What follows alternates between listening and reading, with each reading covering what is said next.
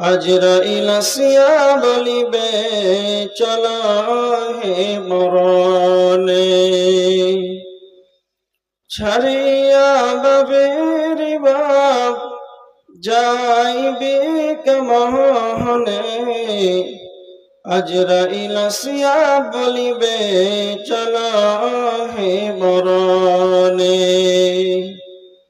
ডানেতে কাঁদিবে মাতা, বামেতে মহরম পিতা, পদতলে প্রিয়সী অঝর নয়নে।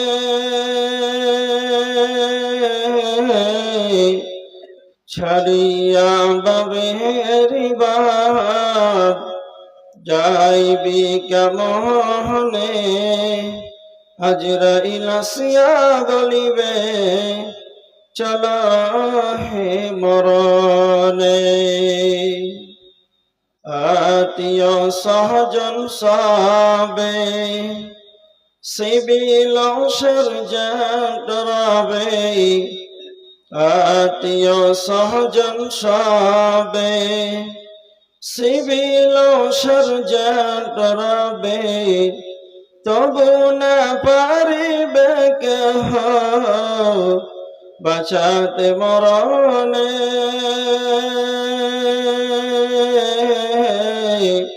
ছাড়িয়া বাবের বাপ যাইবি কেমনে। আজরাইল আসিয়া বলিবে চল হে মরণে। পরলোক ঘোষণা দিবে কাঁধে কর লইয়া যাবে,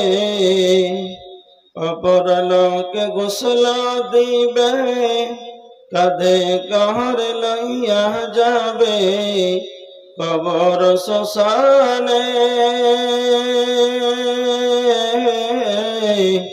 ছাড়িয়া বাবের বাপ যাইবি কেমনে। আজরাইল আসিয়া বলিবে চল হে মরণে। উপস্থিত সম্মানীয় শ্রদ্ধেয় সুযোগ আজকের সভার সম্মানীয় সভাপতি মহাশয়, সামনে উপস্থিত দিনদার ইমানদার পরেশগার মুসল্লিন ইকরাম, সমস্ত তারিফ আল্লাহ সুবহানাহু ওয়া তাআলার। তিনি প্রশংসার দাবি রাখেন তিনি আমাদের মওত হায়াতের মালিক, তিনি প্রশংসার দাবি রাখেন তিনি একচ্ছত্রের মালিক। তার প্রশংসা করে আমরা শেষ করতে পারবো না, তাই সংক্ষিপ্ত প্রশংসা সেই মহান মুনিবের। তিনারি দেওয়া একটি ছোট্ট লাফজের দ্বারাই সকলেই উঁচু কণ্ঠে জোরে আল্লাহর শুকরিয়া আদায় করি, বলি আলহামদুলিল্লাহ। জোরে একবার পিছন থেকে আওয়াজ খুলে বলি আলহামদুলিল্লাহ। তারপরে পরে আমাদের ধর্মের গুরু, কর্মের নেতা, নিষ্পাপ নিষ্কলঙ্ক মহাপুরুষ, মহানির্ভেজাল বৈজ্ঞানিক, 570 খ্রিস্টাব্দে মামিনার গর্ভে মক্কা নগরী মামিনার লাল নবী মাক্কি, নবী মাদানী, নবী মুহাম্মদ রাসূলুল্লাহ সাল্লাল্লাহু আলাইহি ওয়াসাল্লামের প্রতি শতকোটি শান্তির ধারা বিবর্ষিত হোক। আল্লাহুম্মা সাল্লি আলাইহি আল্লাহুম্মা বারিক আলাইহি। আজকে আপনাদের সম্মুখে আলোচনা করব মুমিন সম্পর্কে। বর্তমান সময়ে বেশধারী পোশাক পরিধান করে আছে, বড় পাঞ্জাবি, জুব্বা, বড় দাড়ি, সমস্ত কিছুই মুমিনের মনে হচ্ছে আমরা দুনিয়াদারি আলামত পাই। কিন্তু আজকে মনে হচ্ছে যে বিশৃঙ্খলা সৃষ্টি হচ্ছে। কেমন? এখন বর্তমান কিছু কিছু মসজিদে দেখবেন বড় জুব্বা পড়ে আছে, বড় দাড়ি, বেশ লম্বা দাড়ি আছে, টুপি পড়ে আছে। ও আবার মুসাল্লি সেজে আসে, ও আবার মসজিদের ইমাম সাহেবকে বলে, পাড়া গ্রামবাসীকে, যে আমাকে থাকার ব্যবস্থা করে। ওনার জন্য আবার খাবারের ব্যবস্থা হয়।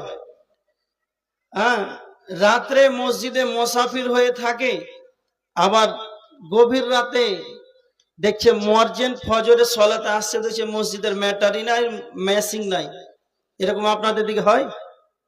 হ্যাঁ হ্যাঁ, অসম্ভব একটা সময় এখন চলছে। তো আপনি ইমানদার কি করে চিনতে পারবেন?